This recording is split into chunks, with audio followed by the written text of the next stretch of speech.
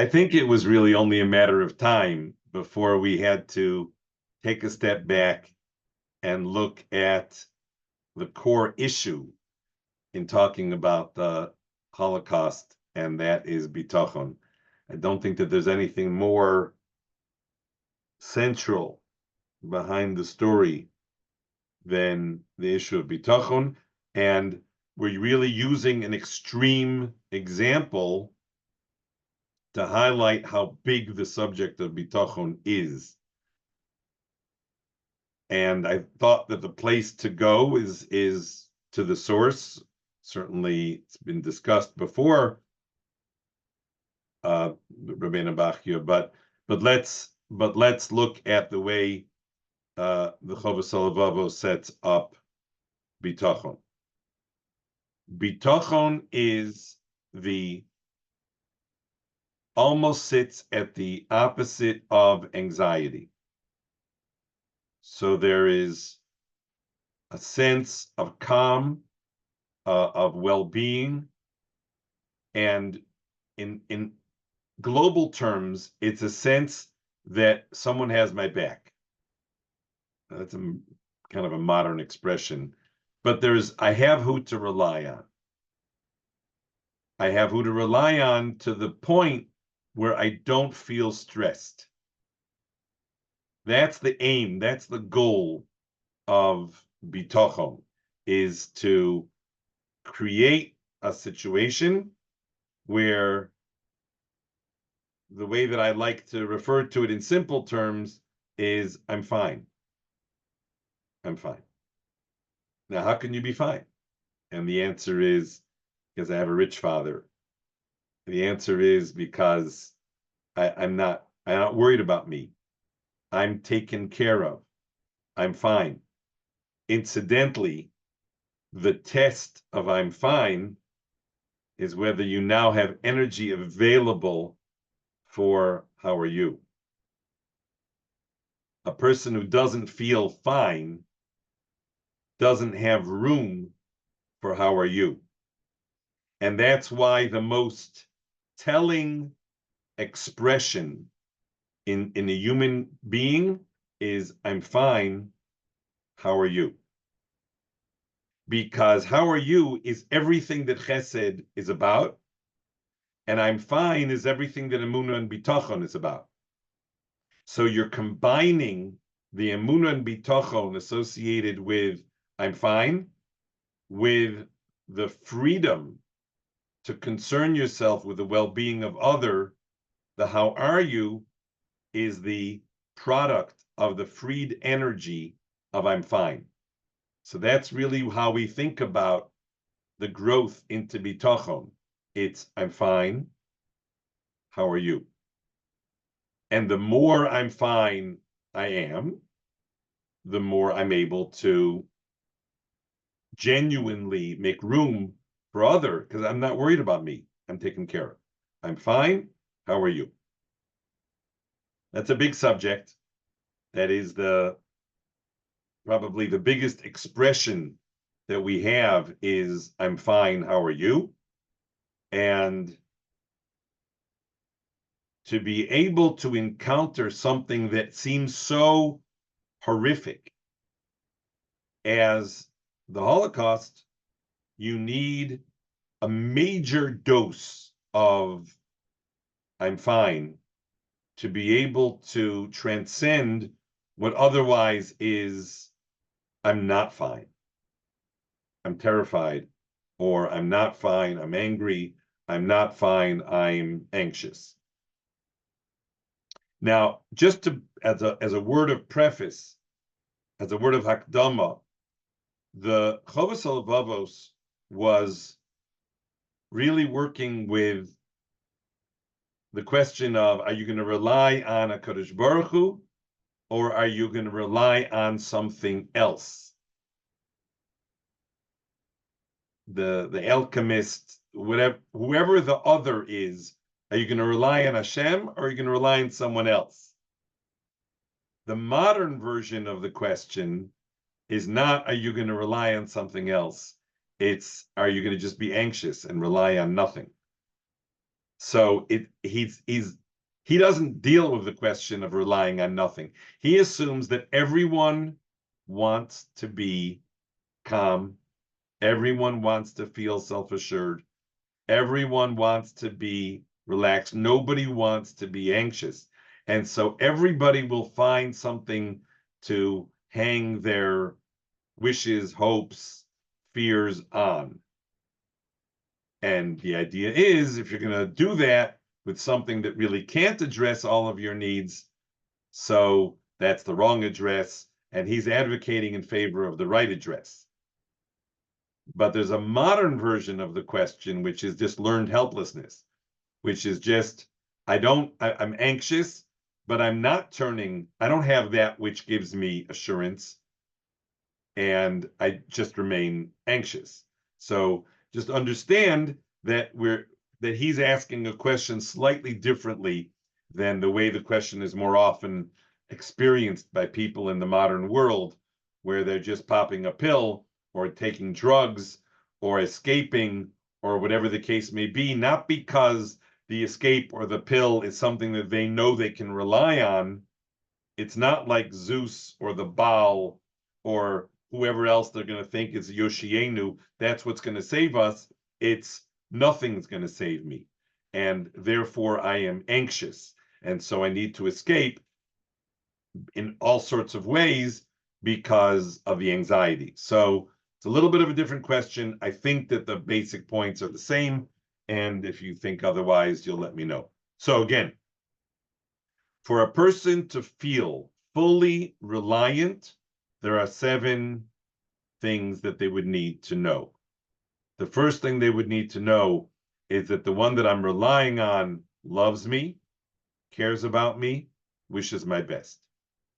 That there's a sense of that HaKadosh Baruch Hu loves me, and that is the first. We don't get past that first step. The other 6 steps, to a certain extent, falter. The second is that the one who loves me and cares about me doesn't take any vacations.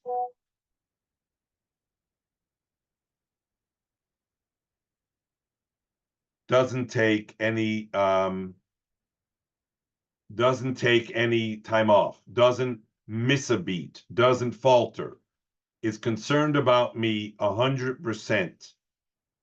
That means he's concerned with, there's no such thing as, oops, oh, something slipped through, something didn't, oh, oops, I didn't notice. That would mean that it's wonderful to have somebody who loves me. It's great to have somebody who loves me, but I can't really rely on the one who loves me because I don't know if he's always on the job. So the second step for Bitachon, the first one is that he loves me, and the second is that he doesn't falter. He's 100% concerned about me. The third is that he has absolute power to address my needs. That means that there's nothing that can overpower him. So whatever decisions he makes, whatever he decides to give me or not give me, he is not over. There's no override. There's no one else. And then I can feel reliant on him because he loves me. He never falters in his love for me, and nothing can overrule him. The fourth is that he's aware of all of the possibilities. So, the old expression, if you go to a barber, you're going to get a haircut. And if you go to an orthopedist, you're going to get surgery. There's certain things that's what they do. That's their way of fixing, of saving, and solving. They don't have, and people are always complaining, how come I can't find a doctor who knows the whole gamut of alternatives? And the alternatives seem to always have an alternative approach, and the conventionals always seem to have a conventional approach. How come I can't get somebody who has all of it under their belt? And what we need to know about the one that we really rely on is that he's never stuck in terms of options. He never is limited by some predisposition to a particular type of benefit to me. He has all of the options available, certainly way more options than I could ever think of. He has all the options available, and therefore the decisions that he makes are never limited by some presupposition, oh, he's an alternate person, or he's a conventional person, etc. The next is that he knows my story. He's been with me since day one, and he'll be with me until the end, until forever. He knows my story. And that means that, somebody who walks into a story, a client might come into the room presenting all sorts of difficulties in the way that they're relating, but do we really know that the person has come such a long way from where they were naturally, from where they were born, from where they were brought up, from the disabilities of their childhood, and they need to be celebrated? Well, that can't be possible if you're just taking a little snapshot of where the person is right at this moment. So the intervention, whatever the one I rely on is doing for me, is made meaningful by the fact that they know me from day one, and they know everything about me, and they've been with me throughout that time. And so there isn't anything that is just, oh, here's what you're presenting right at this moment, so here's what you need to do. It's not. It's here's what you need to do, or here's what you need to be encounter in light of everything that you are and everything that you're going to be. So that means that at every moment, the decisions that are being made for my benefit by the one who loves me, never falters, has nobody to override him, and has absolute all the options, is also taking into account everything that I am from day one till day end. So that is the other criteria. You can't rely on they think they're doing something wonderful for you, but they don't know the whole story. And he's been with us from day one till the end. The next is that there's no one else. That means it's wonderful to know that this person loves me, it's all powerful, never falters, etc. But if there's another force that is also acting on me, then I can't feel completely reliant, because as much as I would rely, and I love the fact that the person loves me and cares about me and nothing can override, but I'm not only dealing with him. I'm also dealing with this other factor. And so the next criteria is that there is no other factor. There is nothing else in charge of my world other than him. There's no other factor that I need to deal with or be challenged by. And the last thing that the Chovos Halevavos tells us is that a person needs to feel as though this caring would be present whether I'm a good boy or I'm not a good boy, whether I deserve it or not. Because if I need to deserve his love and caring and attention and intervention, if I need to deserve it, then who knows? I can't feel secure. I can't feel safe. I can't feel taken care of. I can't feel that he has my back, because maybe I wasn't good enough. So I need to know that he extends himself for those who are good, and also for those for whom it perhaps is not magia lo to have that kind of goodness. Now, so why is this so important to build our relationship with Bitachon in order to encounter the Shoah? Well, I think that it's probably everybody would come up with their answer, but what Bitachon does is it tells me part of the story in advance. It's very glib to say that Kol ma'ad da'avid rachmana l'tavavi, that everything that Hashem does is good. It's wonderful, and we need to say that. But we need to ask ourselves, do I experience that? And what will help me experience the fact that everything that happens in my life is good, and that everything that has happened in my history and in Klal Yisrael's history has all been using every possible option to bring us to the Geula. That there's nothing that ever missed a beat. That when the story will be told, B'bias Gol Tzedek V'Meher V'Yameinu Be'ezer Hashem, when the story will be told, that it will turn out that every single event in Klal Yisrael's history and in each individual's history was perfectly aligned with bringing us to the goal of Geula. That there won't be anything that was an oops. There won't be anything that was, well, there were other factors at play, or I missed that, or I didn't even know that there were options. Everything will unfold as being the Kodesh Baruch Hu's rachamim and his chemla for us.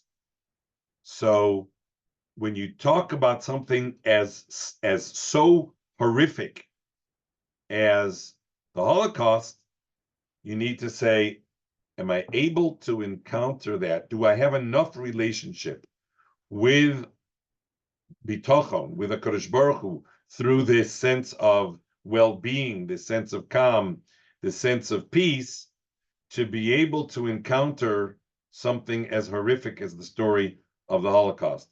Honestly, I'm not sure that there are many people walking around who have enough bitachon to deal with not being able to find their keys when they're in a rush to go out to an appointment. So they would get in a frenzy, and then there isn't any sense of calm. They're losing their equilibrium. Their urgency takes over, and you say, "Whoa! If I can't handle not finding my keys right away when I need to go out because one of the kids was playing with them and it's found in somebody's shoe. If I can't handle not finding my keys, what am I reading about the Holocaust for? And frankly, what am I listening to the news about? If I can't handle not finding my keys, who am I kidding? Who am I kidding that I'm gonna talk politics and I'm gonna talk the news and I'm gonna talk about this tragedy and this challenge and this? Like, come on. How does that not guarantee that you're gonna end up with Bechayil and Bekoach and not Beruchi? It's like the script has been written. If you can't handle the keys, like, who are you kidding? And you know what? It's okay to be somewhere on the road. It's okay to be working on trying to handle the fact that the keys, I can't find them because some child put them into their shoe. It's okay, but we need. It's not okay not to be true to yourself, not to be aware that I can't handle that yet, and so I'm not yet ready to encounter bigger things, Rahmana litzlan, an illness, mine or someone else's, Rahmana litzlan, or the bigger challenges to Klal Yisrael, people dying. I mean, who am I kidding? If I can't handle the keys, who am I kidding? So again, there's nothing wrong with being anywhere along the road of bitachon, but a critical factor in being able to be exposed to even more, or to intentionally expose yourself, the things that are unintentional, I suppose there's no real there's nothing to be done. That Hashem has decided to expose us to those things that he chooses to expose us to. But the issue of, why would I expose myself to something that I know is going to throw me into kochi v'otzim yadi, or it's going to throw me into a kochi v'otzim yadi, by the way, is a way to somehow self-assure, to somehow calm yourself down.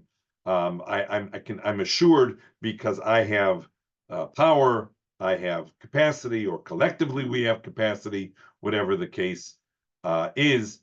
So, but to know where you're holding in the world of bitachon, and to be working along the road so that you're always growing in the area of bitachon. And obviously, for those who know the dates, we're talking about this week because it is Omi's Yortzeit, and I felt that talking about bitachon was crucially important in marking Omi's Yortzeit.